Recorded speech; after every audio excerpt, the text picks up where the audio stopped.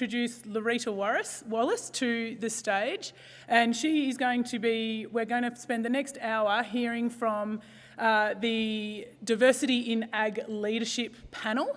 So if I could please invite Loretta to the stage to invite and run this next session for us, that would be wonderful. Oh, here they all are.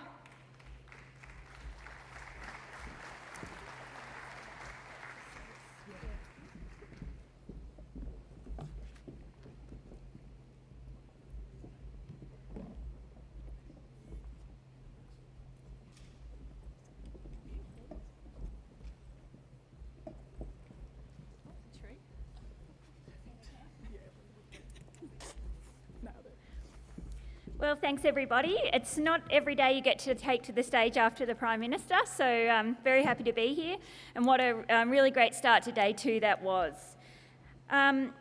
This year I had the great pleasure of working with our President Fiona Simpson on bringing a vision to reality, a vision to see more women in the leadership ranks of agriculture. As many of us know, Fiona is the first female president of the NFF in its almost 40-year history. I think we'd all agree that we wouldn't want to wait another 40 years for our next female leader. When we say leadership, what do we mean? Leadership ranks. Of course, we certainly mean roles like that of the NFF president and similar positions within our member organisations and our committee structure. But we're also talking about senior roles within our leading agribusiness and ag-focused government agencies.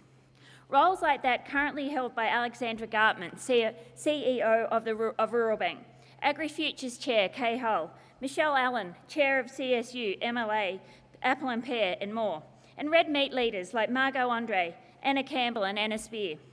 In a nutshell, we want more women to be present when and where the big decisions are made, the decisions that shape our industry. We, the NFF, want these decisions to be influenced by the indisputably different way women think and strategise. We think that can only be beneficial. At the moment, the stats are stark. Only 2.3% of chief executive officers in Australian agribusinesses are female, compared with the average of 17% across our industries.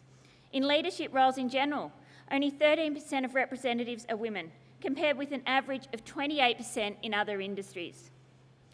So at the start of this year, the NFF, fuelled by Fiona's passion and energy, decided to take action. Early in 2018, we called for applications from aspiring female leaders, women with a passion for and skills in agriculture, to take part in an 18-week, one-on-one intensive mentoring opportunity. Simultaneously, we also spoke with our members, agribusiness and government, about joining us in committing to make meaningful change towards achieving gender diversity. And I'm so happy to say that 11 organisations joined us on this journey.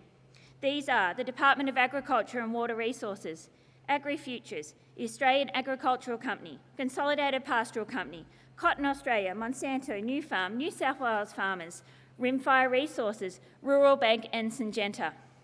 Ladies and gentlemen, can we have a round of applause for these organisations? Our expectations for how many women would apply to be a part of our diversity program were by far surpassed. We thought maybe 25 would apply. More than 120 applications were received. Fiona and I had the unenviable job of narrowing down the field to 20, with the able help of Rimfire Resources to get to our final 8. In true multitasking work-life balance, I did most of my work drinking terrible coffee at an indoor kids' playground during school holidays. The criteria wasn't narrowed to women who were farmers. Applications were taken from women working or playing some other role anywhere along the ag supply chain, or intending to do so sometime near the future. And we uncovered pure gold. Agronomists, bankers, scientists, economists, educators, entrepreneurs, media professionals. I don't want to say I was surprised, because that's not right. We knew agriculture was brimming with insanely skilled, intelligent and able females. We just had to coax them out, and coax them out we did. Before I introduce you to our impressive 2018 Diversity in Ag Leadership graduates, I want to commend all the 120 applicants. There was a clear message I took away from Monday night's AgriFuture Rural Women's Award. Don't die wondering. You have to be in it to win it. And these 120 ladies threw their hat firmly in the ring. It's not always easy to apply for something that takes you out of your comfort zone. It takes courage and represents time away from home, families and businesses. So congratulations. So after much consternation, our final 8 aspiring leaders were chosen. And I'm proud to say they are here before you. I'll just get you to raise your hand as I read your name. Amy Cosby, Victoria. Bridget Price, Queensland. Deanna Lush, South Australia. Lucinda Hawkins, New South Wales. Mary Retallick, South Australia. Penny Schultz, South Australia. Sally Martin, New South Wales. Sky Douglas, Queensland. A round of applause for these ladies. Please take the time to read more about the ladies on the document on your table. Over the past 18 weeks, these ladies have been working with their mentors through a mix of structured and informal leadership mentoring. And we are so grateful to have our mentors here with us today, most of, and for them for giving up their precious time and energy to help us in their program. They are really busy people, and they have gone above and beyond. I think they see our vision too. Well, I know they do. So we'd like to quickly acknowledge our mentors, and I'm going to read their name out. Bronwyn McLean, GRDC. Could you put your hand up, Bron? Bindi, and please remain standing, Bron. Bindi Turner, Daybreak Cropping. Rick Clark, Agri Futures. Troy Setter, CPC. Georgie Ailey, KPMG. Eileen Schultz, Rural Bank. And I believe absent is Nico Padovan from the department and Sarah Grant from AACO. Can we just have a quick round of applause as we get some little gifts out? And with that, ladies and gentlemen, I'd like to hand you over to our graduates and the guidance of the ABC's Regional and Rural Affairs Parliament House reporter, Brett Worthington. In this In Conversation session, Brett will chat with our 2018 diversity cohort about what motivated the team to apply, how they found the program, and the wider challenge we face of gender diversity. Afterwards, we'll welcome Fiona Simpson to the stage to officially mark the graduation of our Diversity in Ag Leadership graduates. Over to you, Brett.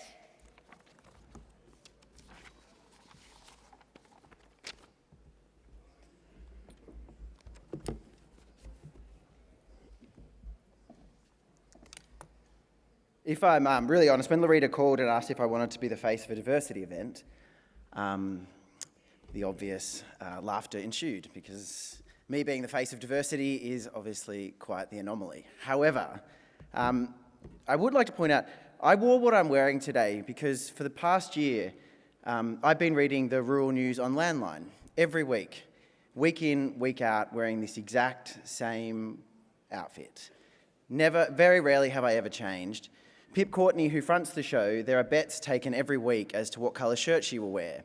There's feedback on how her hair is done, whether her hat was appropriate or not, whether she should wear a different hat. And I think that the importance of an opportunity like this is that people who look and sound like me, when we get an opportunity to speak, it's our role to champion those who don't look anything or sound like I do. So my aim for today is that you won't hear much from me at all, and instead we will hear from these wonderful people who are shaping the future of agriculture and regional communities right across our country. So to start with, we're going to walk our way down the panel. We're going to introduce ourselves and say what has brought them to be here today, and we'll start with Sally. Okay, thank you. So Sally Martin, I come from the Monero originally, live in Young at the moment. I have my own consultancy business, but I also run a not-for-profit company called MerinoLink, which was set up to help facilitate R&D on farms and to network with commercial growers, ram breeders and service providers. And I was actually encouraged to apply for this position or this program by one of my MerinoLink board members, who is a male. So it was really lovely when there were so many applicants and I was chosen. And I also heard Fiona Simpson the day before the applications closed. I had thought about applying, and Fiona said that in one of her comments that you can have it all, but maybe not all at once. And I thought, well, that's me. And maybe now's the time to strategically look at what I can do next. So thank you, Fiona. Morning all. So Deanna Lush, my husband and I farm about 80 k's east of Adelaide on a cereal and sheep property. I also run a consultancy business called Ag Communicators, working in comms marketing and events. The reason why I applied for the program, I've not been formally mentored before, so a really great opportunity to, I guess, set up a relationship with a formal mentor through the NFF process. Also, I really appreciate exposure to sharp thinkers, and I certainly received that through my mentor, but also the other mentors in the program and also the participants as well. Good morning all, my name is Lucinda Hawkins. I'm very proud to say I'm from Dubbo in central New South Wales. I have been involved in ag finance the last 15-16 years, and I've travelled across a great part of this country and overseas within my career. I've been very fortunate to be mentored by a lot of wonderful strong men, and I grew up with a twin brother who was very strong, so I've been very fortunate in my life, but I also know that not everybody is so lucky. So for me, it's about giving back to an industry which has been so good to me over all these years, and also encouraging many more people to enter into this wonderful industry. Hi, my name's Amy Cosby. I'm a researcher in agricultural education at CQ University Australia. My husband and I recently purchased our first dairy farm in Leongatha 4 months ago.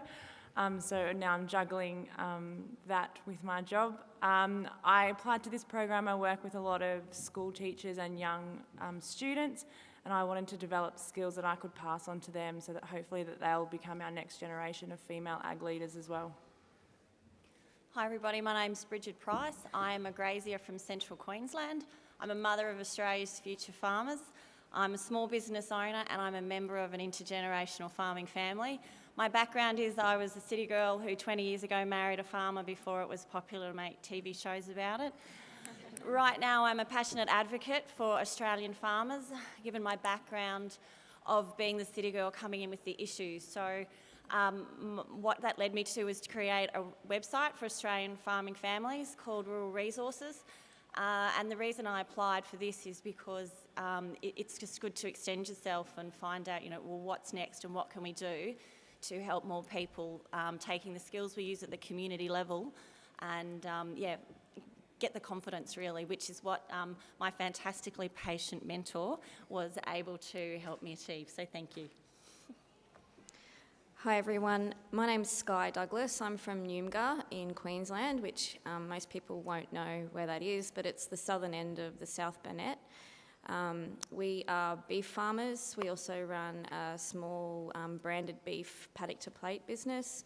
I'm also a school teacher and I'm on various committees. I'm a director on the Aussie Farmers Foundation board. I'm also recently a director on the Australian Women in Agriculture board. I did the South Burnett Community Leadership Program in 2016, which is a program put together by a group of really dedicated, wonderful people in the South Burnett, including Georgie Somerset. And I credit them with my interest, I guess, in pushing myself, building my confidence. And so when I saw this opportunity come up with National Farmers Federation, I sort of jumped at it, at the opportunity to sort of put myself out there. So. Hi everyone, my name's Mary Ritalik. I'm an ag scientist, agribusiness specialist and viticulturalist. So I work in the wine sector. I'm based in the Adelaide Hills in South Australia. I sit on the board of Wine Australia. So I was delighted to have the opportunity to apply for this program. I've mentored others, but I've actually never had a mentor. So for me, it's been a fantastic opportunity to self-reflect and challenge some of my assumptions and set a plan for the future. I'm really interested in contributing towards positive change and really diversifying my work and board portfolio. So it's been really fantastic from that perspective. Penny Schulz, I'm a sheep and beef producer from the upper southeast of South Australia, and I'm also Vice President of Livestock SA, which is a state farming organisation for sheep, beef and goat producers. I've worked off farm for most of my sort of farming life, which has mainly been in the ag extension space, but I'm currently on scholarship to do my PhD with the sheep CRC looking at the adoption of app technology by farmers, which has been quite interesting for me, with a lot of talk about ag tech this last day. But I suppose what attracted me to this program was that next level mentoring, which has been mentioned by everybody on the panel today, but also having the opportunity to be part of a network and an alumni of inspirational women that have things in common with me. Yeah, I've achieved that already. So. One of the key themes has obviously been this desire to get a mentor in this area. Deanna, you've travelled a lot overseas in looking at agriculture and what happens in communication. How common do you think that theme is amongst women, not just in Australia but around the world, in seeking a mentor in this space, in agriculture in particular? Definitely, I think it's an incredibly great opportunity. The ag industry it's not a big industry in Australia, and men and women, we should have the opportunity to be mentored, to be tapped on the shoulder, to come into roles in the industry and to further our skills and development. Mary, there's been a lot of praise for Fiona Simpson and the trailblazer that she has been, but she still remains an anomaly in this world. The fact that she's only now the first woman to lead this organisation, and the stats that Larita was saying, so few women are getting an opportunity in agriculture to lead. How do you change that culture? I think just encouraging women into ag's the first step, and making sure we don't lose, our best talent as well. I can only speak from my own experience. I'm a viticulturalist. We make up less than 10% of the team, and that number's in decline. We know that currently 2.3% of CEOs in Australian agribusinesses are female, and there's only 13% in leadership roles. So being seen and being heard is really important. And we need to make sure that we demonstrate really flexible and fulfilling career paths as well. Sky, we were talking last night about that struggle that you feel at times, worrying if you're being called up as a token appointment or brought into something. To what extent is that a real reality out there in terms of being called up as the token woman on a board? And how do you do to break it down so that the token becomes absolutely a mainstay of these boards? Well, I think the two boards I'm actually on are pretty heavily... there's only one male on the Aussie Farmers Foundation board, and the Australian Women in Agriculture, that's all women. My comment was with regards to being the token farmer, but I can see that they are... they sort of run parallel. I guess from what we were talking about last night, it doesn't really matter how you get there, so long as once you're there, you put your skills to work and you show that you can do it. And I think the other aspect is, when I look at Fiona Simpson and I look at other inspiring women in those positions, it makes me realise that, we can get there. So I think that's probably one of the biggest thing, is to set yourself up as a bit of an example in those positions. Penny, talk us through, what was the reality of you being here this week? What did you have to sacrifice to not be here? What did you have to set aside to make sure that this could become a reality? Yeah. So our initial get-together was the very end of May, and I missed it because my baby came 5 weeks early.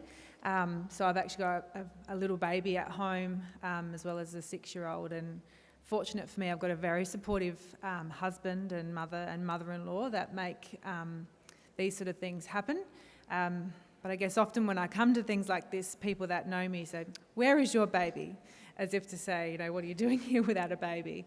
But I know that if my husband was here, no one's going to come up to him and ask him where his baby is and what is he doing here. So there's a lot of work that goes into making yourself available for things and taking up opportunities when you have a family. But not that I have any regrets, because it brings a lot of joy and helps me be a much more organised person to get to things like this.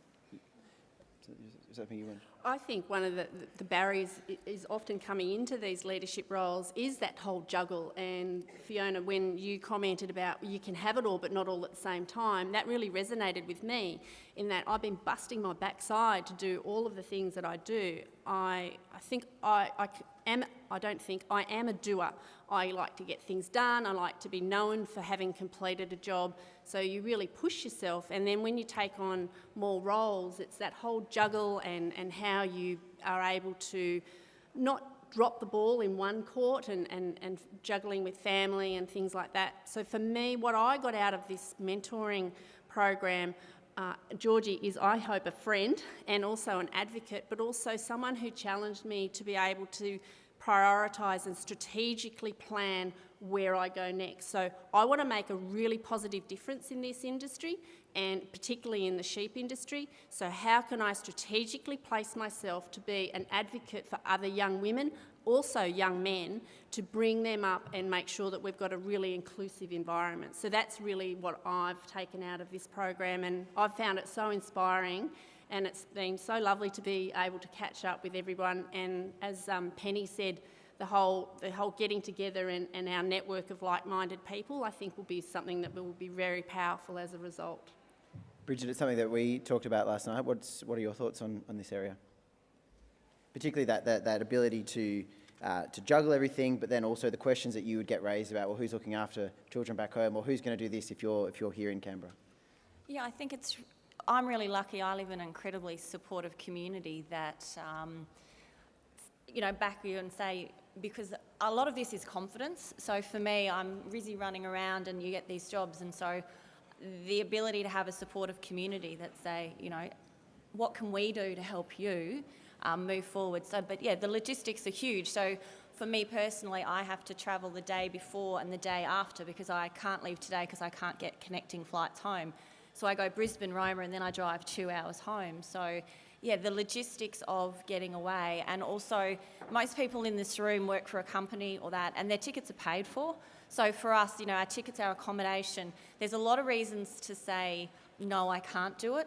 And so, the support and all of that of a community who can go, well, let's help you reduce those no's and make it a yes. So we're very lucky in that. Well, I'm personally really lucky in that people actually push me and realise that I'm much more in my comfort zone being behind the scenes. So, yeah, I'm quite lucky. Lucinda, the Agriculture Minister, David Littleproud, has talked a lot about moving all government boards within his department to be 50-50%. You work in the hyper-masculine industry of banking. What's the difference that you see in terms of government boards and then maybe the culture within the business sector in regional communities? So I'm very fortunate at BOQ to work for it's an extremely inclusive business. We don't openly talk about gender diversity, but we just bring it to life. So I think it's 60% of our senior executives are female, and that's without trying. They really do foster an environment of just being yourself and who you are, because I think as a female, sometimes you do actually temper down who you are in your femininity to play in that space, and I know I've done that a number of times over the last 15 years. But there's still room to move. There's a lot that we can do, and it's wonderful that the minister is such a great advocate for females. To what extent would you tame down your reactions? My reactions? Yeah. To me, I come across as a very tough, confident, determined young woman. However, working with Brian has actually made me question sometimes how tough I am in my confidence, and it's really started to challenge me around some of my subconscious bias in my life. But it's just about being who you are, being yourself, because a part of diversity and inclusion is actually bringing everything that you are to the table and not being afraid to bring that. Amy, one of the troubles that I've had as a rural reporter is when you go and do work on agronomics or on the science side of it, sometimes that message gets lost in the translating it. And one of the other difficulties that our organisation faces is that men in this industry tend to get put up for interviews more so than women.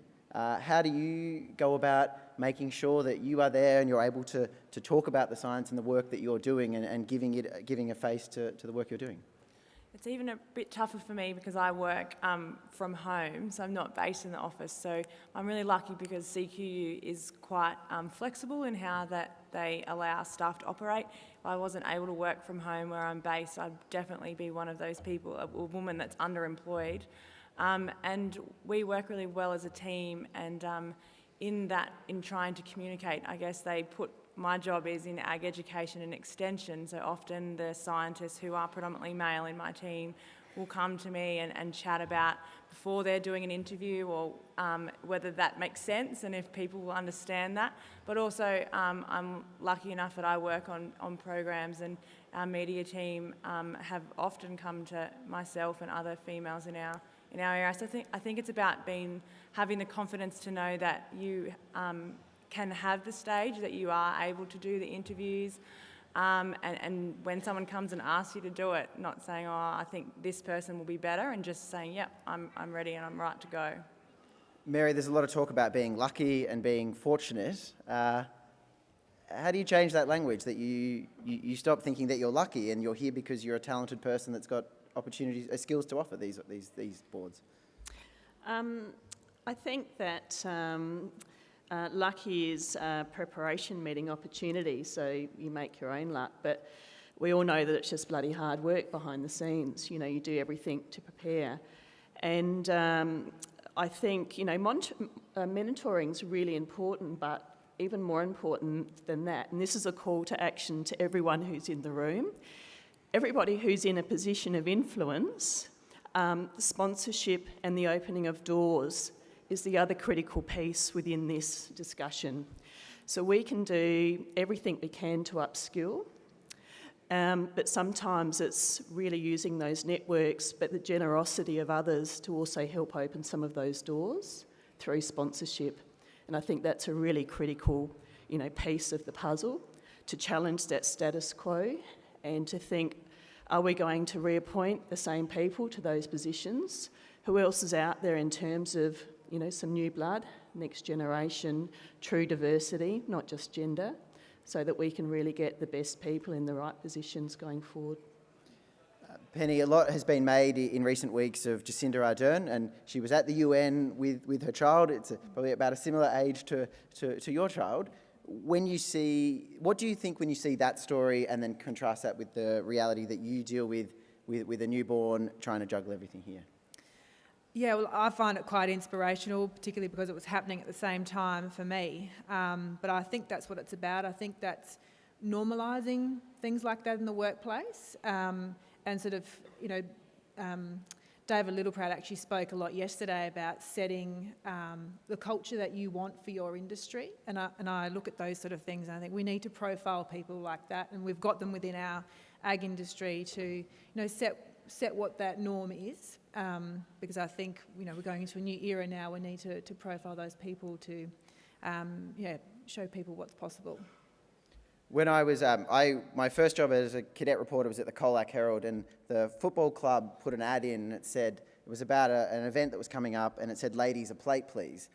And we were talking about it in the office and kind of looking at it going, oh, what's this about? And one of the people said, oh, it just means families bring a plate. But then you argued about the fact that, well, come on, it doesn't mean families, it means the woman who's going to go along to this event is going to have to whip up something and bring it along. Sky, to what extent do you have to not only go out and work all day and then come home and whip up something or have a sponge ready to take out to an event? Yeah, absolutely. I mean, I think most women would hear the plight. I think the statistics still show that most women do their fair share of the lifting in the home, domestically, with children. I guess there is still, I mean, my husband's wonderful, but there is still a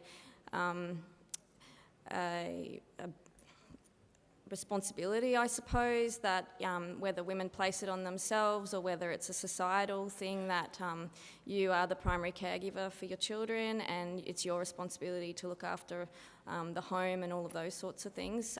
So yeah, definitely I think, you can go and muster all day and then still have to come home and cook the dinner and get the kids bathed and go to bed. I've got 4 kids, so it's it's a big challenge, and like everyone with families, you know, there's some logistics around managing that and managing what you want to do for yourself as well.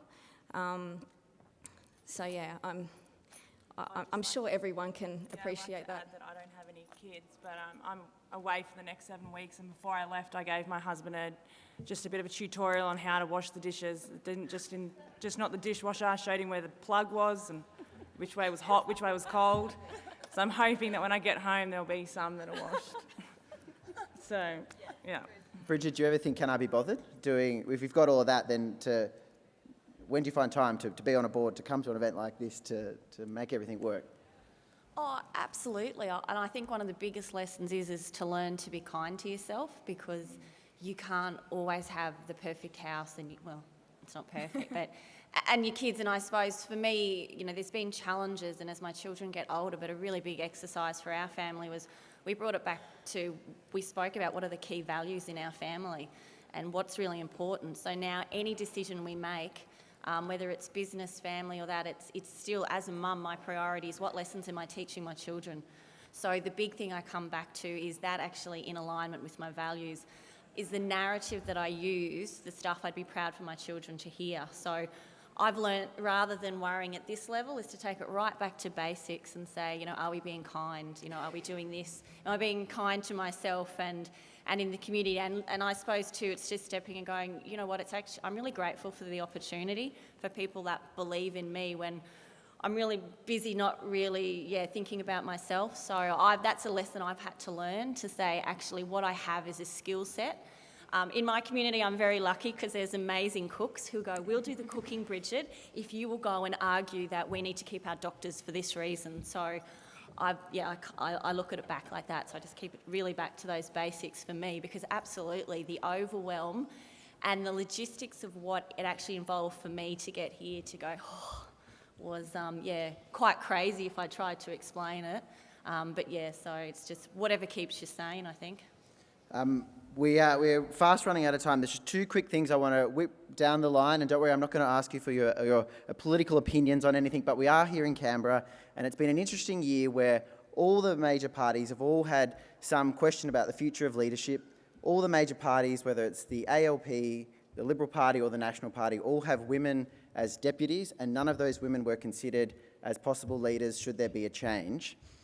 In a one-word answer each, how surprised were you that the capable deputy was never really considered as a viable leader by their party? Disappointed. Disappointed, not surprised, yeah. Yeah, not surprised. Yeah, not very surprised. Unimpressed. I can't think of anything other than what's been said, so yeah, disappointed, I suppose. I was pretty astounded and quite disappointed. Yep. We actually spoke about this in the car on the way here today, so yeah. I think there's the last extension of that then. So whether it's politics or your community, how do you all change and take this experience in a quick idea, how you change that when the next opportunity presents that a woman gets to be considered as an alternative? To support, I think, is the big thing. And regardless of males or females, if they're a good leader, then they will be inclusive and bring others along. So I think being supportive, and I think Bridget talks about the comments of what were your words before? You went a listener. Sorry, don't worry. Well, being kind. That was her word. Yeah. So being kind. Yeah. I think we have to be open-minded. I mean, if you look at the history of our industry, traditionally our leaders have been perhaps older men, maybe the decision maker on their farm. Their business is to a point where they can afford the time to go off farm and do leadership activities. So we need to be open-minded, and we need, I guess, the leadership of our industries to not look to those who look like them but a younger version. We've got to be open-minded. We've got to look at the capacity for skills, the capacity to deliver outcomes, and just challenge those, I guess, those cultural assumptions that have been in our industry for quite a long time. So, as I said, I've been very lucky to be supported in my life with lots of wonderful male advocates, but I think there's also a part of self-selection. So I think a lot of women just sometimes lack that confidence to say, I can do this, but my responsibility is to back them, and not just back women, but back men and back young and old, and it doesn't matter who you are, but just back them into this industry. So to set an example for young people and for young women to see that there are other female leaders that they can aspire to in the community, and to try and change that culture where females often don't see themselves as leaders, so they need to want to be in that position to fight for, yeah. I think it's about engagement and narrative from the bottom and top.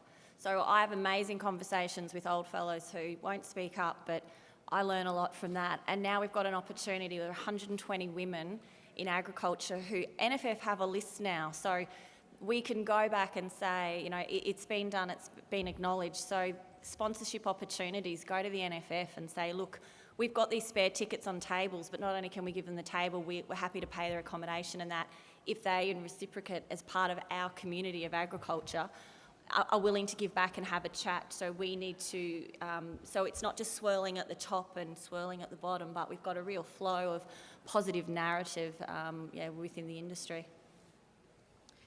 I think it's about a few things. I think women generally lack the confidence to put themselves forward, and I think that we need to kind of encourage more of that, and opening up those opportunities. And part of the way to do that is, as Amy said, to sort of set an example and to lead and to show other women that it can be done.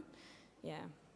I think it's important to remember that diversity and gender diversity isn't just a women's only problem. It's a whole of community conversation that we need to have, and men play a really critical role in that. So just for men to be able to also act in the advocacy role is a really important component.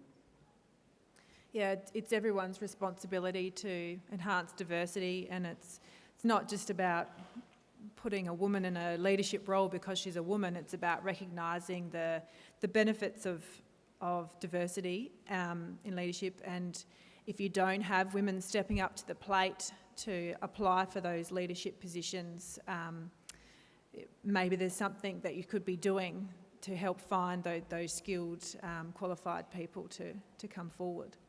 Ladies and gentlemen, could we have a round of applause for our leaders, please? And with that, Fiona Simpson, we welcome you back. Thank you very much. Thanks, Brett, so much, and thank you so much for leading that discussion. I'm sure you now will appreciate why I'm so excited about this program when I look at these 8 absolutely inspiring women who are the first members of our alumni, of board-ready women, of women who are ready, who have done a number of leadership courses, many of them, who are highly skilled, highly intelligent, highly articulate. They are ready, willing and able to go into leadership positions in our industry, and we are really proud with our founding partners to be able to promote them and to promote this program. That is one of the reasons why I particularly wanted to get this program underway.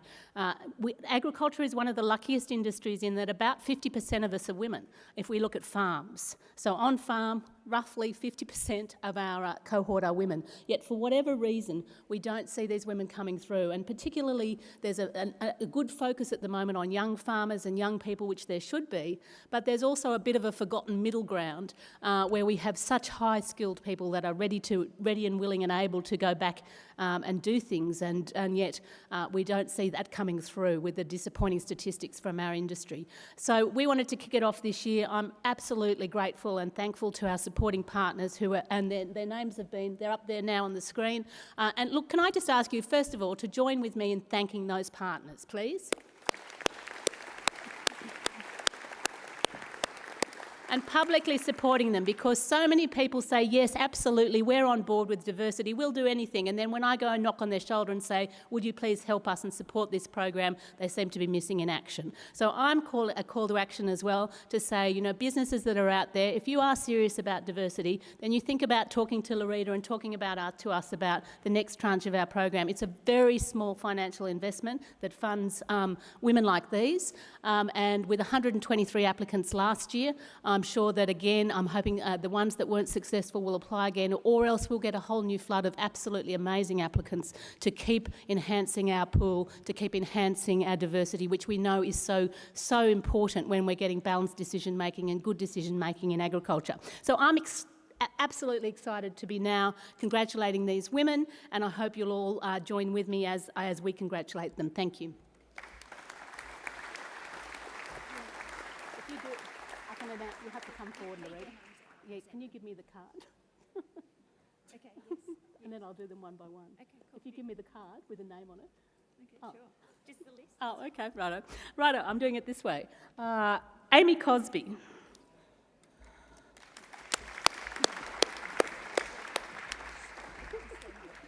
Congratulations, who would have thought? Reading on the plane. Well done. I know, that's fantastic. Bridget Price.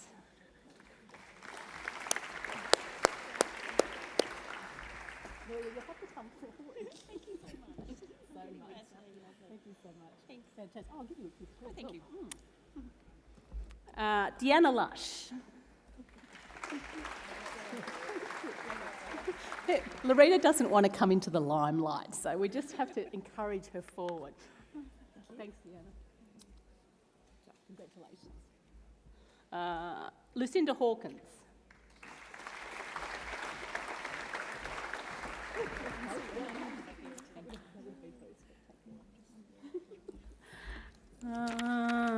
Mary Retallick. I have personally written your card, so you have to read that. Not me, don't read them out. Make it fun, thank you. Congratulations. Well, well done. There we go. Thank you. Congratulations. Penny Schultz. Well done.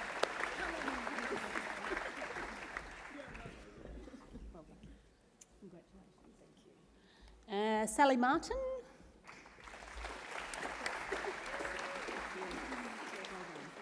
And lucky last, Sky Douglas.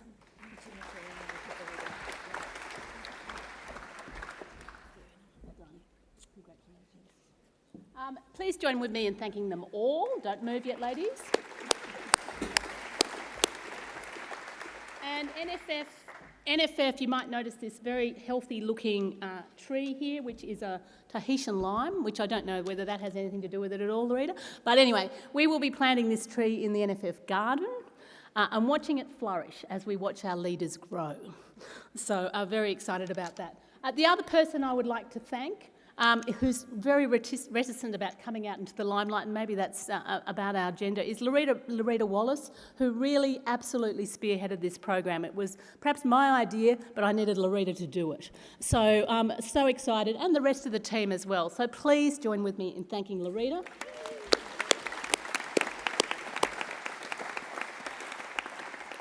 And the other people that I have to thank, as well as our founding partners, are our mentors, because the mentors have absolutely given up their time as well. They all have busy careers. And whilst we designed this program along the Champions of Change model, which meant that we wanted men and women to be involved in it, we actually needed people to put their names forward to be mentors, and our partners helped with that. And you might just don't be shy, put your hand up if you're a mentor. Come on. So please, a round of applause. Thank you for the mentors. We hope it was a win-win for both of you, and that the mentors, and often in these programs, the mentors get just as much out of these programs as the mentees. Loretta, do I have to say anything else? We have to now just cut the ribbon. So is everybody? So it's me? Is it only just me? Yeah, come forward, everyone. Come forward, everyone. Group around the board. I'll cut. You all hang around the side. Official photos at morning tea. And official photos at morning tea. So we're cutting the. So everybody in, gather around ladies, more in, Amy in. Right, here we go. Whee! Okay,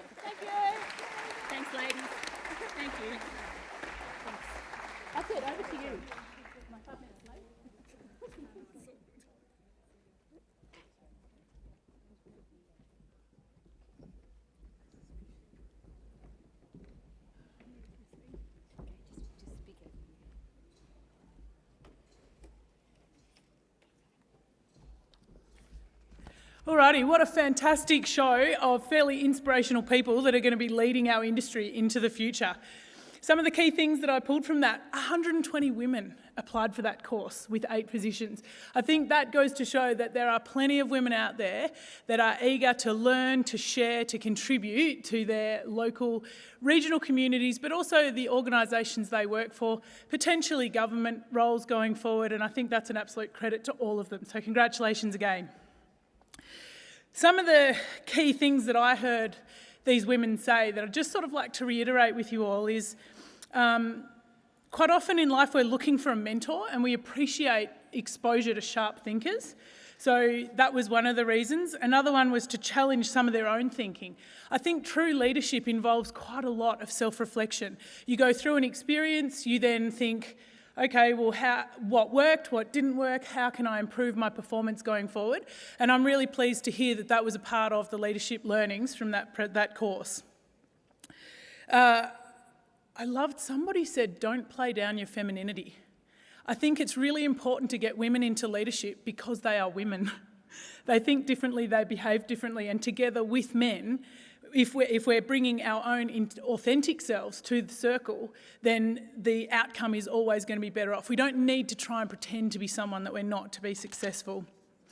I loved Mary's comment, preparation meets opportunity, and that's where your luck comes from. And I'll just reiterate her call for sponsors and opening of doors to get involved. So if you're in charge of hiring or bringing new people into the fold, open those doors and make sure that you're thinking outside the box. How can you diversify your workplace?